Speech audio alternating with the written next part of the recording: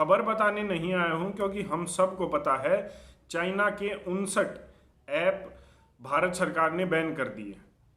मैं उन 2-3 चीज़ों पर बात करने आया हूं, उन 2-3 चीज़ों को उठाऊंगा जिनको मैंने अभी तक नहीं देखा है कि किसी ने भी इन पर बात की हो। पहली, कितना फर्क पड़ने वाला है। दूसरी, क्या ये इतना आसान है। और तीसरी, क्या सिर्फ चाइना हमारा दुश्मन है। तो मैं बता दूं, अगर हम कर रहे हैं बॉयकॉट की, तो ये 59 ऐप कितने मायने रखती हैं।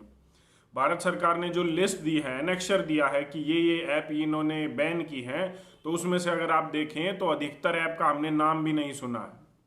हाँ, मेजर ऐप है टिकटॉक। टिकटॉक पर कह सकते हैं कि ये बड़ा बवाल हो रहा है कि टिकटॉक बैन क्यों हुई है। दूसरी बड़ी ऐप है कैम स्कैनर। तीसरी बड़ी ऐप है शेयर इट। ये 3-4 ऐप ही ऐसी हैं जिनका हमने नाम सुना था, जो हम इस्तेमाल करते हैं। इनके अलावा कोई ऐसी ऐप नहीं है, शायद ही हमने किसी का नाम सुना हो और अधिकांश लोगों ने सुना हो।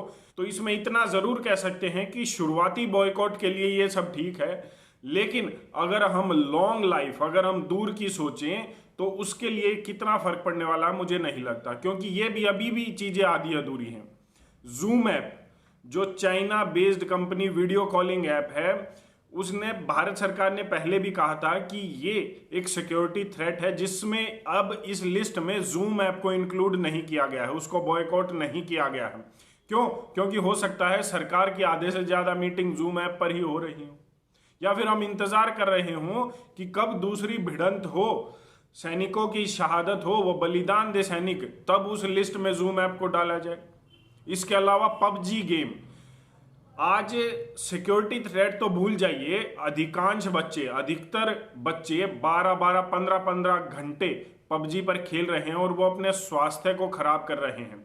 ये पबजी गेम भी चाइना बेस्ड है, इसको इसमें इंक्लूड नहीं किया गया है। जबकि मेरी व्यक्तिगत राय है कि सबसे पहला नंबर टिकटॉक के बाद अगर किसी चीज का होना था तो वो पबजी गेम का होना चाहिए था।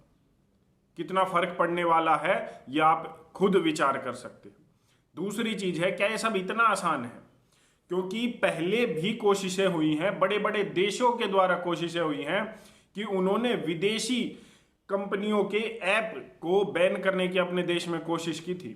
इसमें सबसे बड़ा उदाहरण मैं आपको बताता हूं। 2 साल पहले रशिया ने टेलीग्राम ऐप को अपने देश में बैन करने की कोशिश की थी, लेकिन वो इंप्लीमेंट नहीं कर पाया। अब भारत सरकार ने एक एडवाइजरी तो जारी कर दी है कि हम इन 59 ऐप को बैन कर रहे हैं, तो गूगल प्ले स्टोर से हटाया जाएगा, इनको और प्लेटफॉर्म से हटाया जाएगा, डिस्करेज किया जाएगा, डाउनलोड नहीं करने दिया जाएगा।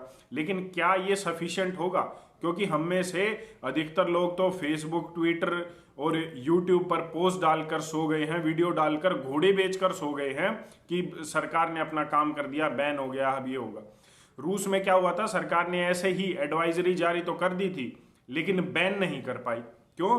क्योंकि जब इंप्लीमेंट करने की कोशिशें हुई तो प्रॉब्लम्स आने लग गई, और उसके बाद सरकार ने खुद, रूस की सरकार ने टेलीग्राम की जो कंपनी थी उसको बुलाया और उसको कहा कि आप कुछ चेंजेस कर लीजिए अपनी ऐप में और हमारे देश में टेलीग्राम को चलता रहने दीजिए, हमें कोई इससे दिक्कत नहीं है। कहीं भारत सरकार के साथ और भारत के लोगों के साथ भी ये ना हो कि जब इम्प्लीमेंट करने की बात आए तो हम इम्प्लीमेंट ही ना कर पाए और ये जो 59 ऐप हैं यूं की यूं भारत में चलती रहे। मैं 1 साल पहले टिकटॉक पर बैन करने के लिए बात कर चुका हूं।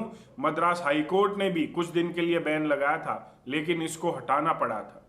तो हमें यह सोचना होगा कि क्या ये इतना आसान है जितना दिख रहा है, क्योंकि मुझे नहीं लगता ये इतना आसान है। बेशक सरकार ठान ले, लेकिन अगर लोग जागरूक है तो ये हो सकता है, क्योंकि 12 करोड़ से ज्यादा यूजर हैं टिकटॉक के सिर्फ भारत देश में। अगर ये ठान ले तो बैन किया जा सकता है। अगर सरकार और लोग एक साथ अपना मुहिम छेड़े, काम करना शुरू करे, तो ये हो सकता है, वरना ये इतना आसान नहीं होगा जितना हम सोच रहे हैं। तीसरी बात जो शायद सबसे महत्वपूर्ण है कि क्या सिर्फ चाइना हमारा दुश्मन है? जब से भारत चाइना की ये टेंशन बढ़ी है तो एक बात जरूर, इसमें दो बातें जरूर करूंगा। पहली बात कि अमेरिका बड़ा उछल उछल कर आ रहा है कि हम भारत के साथ हैं, हम भारत के दोस्त हैं, हमारी सेनाएं तैयार खड़ी हैं भारत के लिए, वो चाइना को मुंह तोड़ जवाब देंगी। इस तरीके की बातें जो है बयान अमेरिका की तरफ से आ रहे हैं। अभी तक भारत की कोई प्रतिक्रिया नहीं आई है। अमेरिका ऐसा क्यों कर रहा है? आपको जानकारी दे दूं कि अमेरिका के लगभग 200 से ज्यादा 250 के आसपास युद्धपोत है जो उसने दूसरे देश की सीमाओं में लगा रखे हैं, अपने बेस तैयार कर रखे हैं। ये बेस को हम उसी तरीके से ले सकते हैं जिस तरीके से अंग्रेजों की ईस्ट इंडिया कंपनी के बेस थे भारत में जब भारत गुलाम था। धीरे धीरे ऐसे ही उन्होंने बेस अपने बनाए थे। ब्रिटेन ने अपनी आर्मी डिप्लॉय की थी भारत की रियासतों में। अब अमेरिका वही काम कर रहा है। एक बार अटल बिहारी वाजपेयी जी की सरकार के समय भी अमेरिका को एक बेस चाहिए था, लेकिन उन्होंने मना कर दिया था कि हम बेस नहीं देंगे, जब अफगानिस्तान के साथ अमेरिका का कुछ जो है भिड़ंत चल रही थी। क्यों? क्योंकि हमारी सरकार को उस समय पता था कि अमेरिका एक बार जो जमीन ले लेता है बेस के नाम पर किसी भी देश की, तो उसको खाली नहीं करता। आज अमेरिका वही चाह रहा है कि भारत और चीन की टेंशन में उसे एक बार बस बेस मिल जाए, एक जमीन मिल जाए भारत की धरती पर या आसपास, फिर वो कभी खाली नहीं करेगा। तो अमेरिका भी चीन की तरह विस्तारवादी नीति की सोच रखता है और हमें ये देखना होगा, हमें समझना होगा, क्योंकि अमेरिका हमारा जो है दोस्त नहीं है। ये मित्र देश बोलकर बहुत कुछ छीन लेता है। तो मैं ये जरूर कहूंगा कि सिर्फ चाइना हमारा दुश्मन नहीं है, क्योंकि दुश्मन वो कंपनियां हैं। आज भारत में, भारत की आजादी के बाद अगर किसी ने भारत को सबसे ज्यादा लूटा है तो वो अमेरिका है। कोल्ड ड्रिंक के नाम पर हमें लाखों लीटर जहर हर रोज पिलाया जाता है, वो अमेरिका की कंपनियां हैं जो हमें हर रोज आपको जो है कैंसर जैसी बीमारियां देती हैं। वो अमेरिका की ही कंपनियां हैं जिनकी वजह से आज देश का किसान हर रोज आत्महत्या कर रहा है। वो इंग्लैंड की कंपनियां ही हैं कि जिनका कपड़ा वो अपने हमारे भारत देश में बेचते हैं, जिसकी वजह से हमारे छोटे छोटे किसान, छोटे छोटे व्यापारी आत्महत्या कर रहे हैं। सबसे बड़ा दुश्मन अगर कोई है वो सिर्फ चाइना नहीं है, अमेरिका भी है, क्योंकि सब को अपना व्यापार दिखता है, भारत में सिर्फ एक मार्केट दिखता है। तो मैं ये जरूर कहूंगा कि चाइना को अगर बॉयकॉट कर रहे हैं तो क्यों ना हर उस विदेशी कंपनी को बॉयकॉट किया जाए जो भारत को लूट रही है, जो भारत के लोगों की आत्महत्या करने के लिए मजबूर कर रही है। क्योंकि सिर्फ शतुरमुर्ग की तरह जमीन में सिर गाड़ लेने से समस्याएं कम नहीं होंगी, और सिर्फ चाइना का बॉयकॉट करने से समस्याएं जो है कम नहीं होंगी या खत्म नहीं होंगी।